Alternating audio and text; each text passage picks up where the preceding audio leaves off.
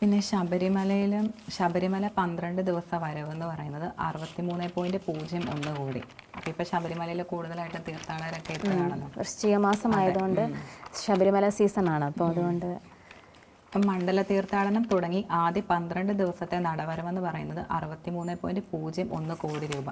കഴിഞ്ഞ വർഷത്തേക്കാൾ 15.89 കോടിയുടെ വർധനവാണ് ഇതിലൂടെ ഉണ്ടായിരിക്കുന്നത്. അപ്പം കഴിഞ്ഞ വർഷത്തേക്കാളും 15.89 കോടിയുടെ വർധനവ് ഈ പ്രാവശ്യം ഉണ്ടായിട്ടുണ്ട്.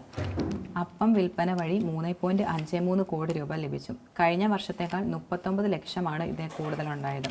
അരവണ വിൽപ്പനയിലൂടെ 28.93 കോടി രൂപയാണ് ലഭിച്ചത്.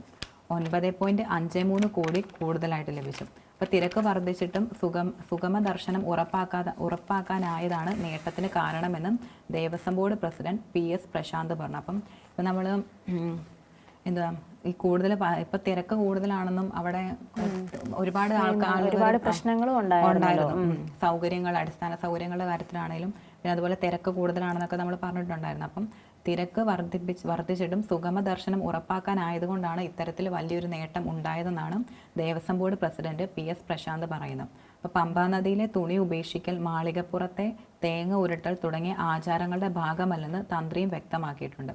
അപ്പം ഭക്തർക്കിടയിൽ ബോധവൽക്കരണം നടത്തും. ഇതിനായി ഉദ്യോഗസ്ഥരെ നീക്കി. അപ്പം ഭക്തർക്കിടയിൽ അങ്ങനെയുള്ള ചടങ്ങുകൾ ഇല്ലാത്തതാണെന്നുള്ള രീതിക്കല്ലേ പറയുന്നത്. അപ്പോൾ അത് ഒഴിവാക്കാൻ നേരത്ത് കുറച്ച് തിരക്ക് നിയന്ത്രിക്കാൻ പറ്റും. അതായിരിക്കും. കഴിഞ്ഞ ദിവസം ഇന്നലെ എന്താ ഒരു ഭക്തൻ കുഴഞ്ഞു വീണ് മരിച്ചത് ശബരിമലയിൽ. അപ്പോൾ അതൊക്കെ നമ്മൾ ചർച്ച ചെയ്യേണ്ട കാര്യങ്ങളാണ്. ഈ തിരക്ക് അധികമായി കഴിഞ്ഞ ദിവസങ്ങളിലെല്ലാം ശബരിമലയിലെ തിരക്കിൻ്റെത് ഒരു ചർച്ചയായിരുന്നു. അപ്പം ഇത്തരത്തിലുള്ള നമുക്ക് വേണ്ടാത്ത ആചാരങ്ങളാണെങ്കിൽ അത് മാറ്റുവാണെങ്കിൽ അത്രത്തോളം തിരക്ക് കുറയ്ക്കാൻ പറ്റും. അല്ലെങ്കിൽ നമുക്കത് ചെയ്യണമല്ലോ എന്നുള്ളൊരു വിചാരത്തില്ല നമ്മൾ വരുന്നത്. എല്ലാവരും എല്ലാം ആചാരങ്ങൾ ചെയ്തിട്ട് പോകണമെന്നുള്ള ഒരു മൈൻഡിലാണല്ലോ. അപ്പം ഇത്തരത്തിൽ അത് ചെയ്യുമ്പോഴത്തേനും കൂടുതൽ ഉപകാരമായിരിക്കും.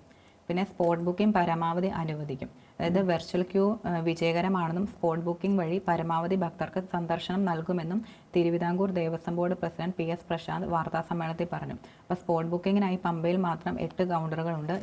ഇതിന് ആധാർ കാർഡ് കരുതണം. ഇതുവരെ 10 ലക്ഷം തീർത്ഥാടകർ ദർശനം നടത്തി. ഏറ്റവും കൂടുതൽ തിരക്ക് അനുഭവപ്പെട്ട വ്യാഴാഴ്ച 87,999 പേരെത്തി. ആചാരങ്ങൾ സംബന്ധിച്ച പ്രചരണത്തിന്റെ ഭാഗമായി ആഗോള അയ്യപ്പ സംഗമം ഡിസംബർ അവസാന വാരം നടത്തും.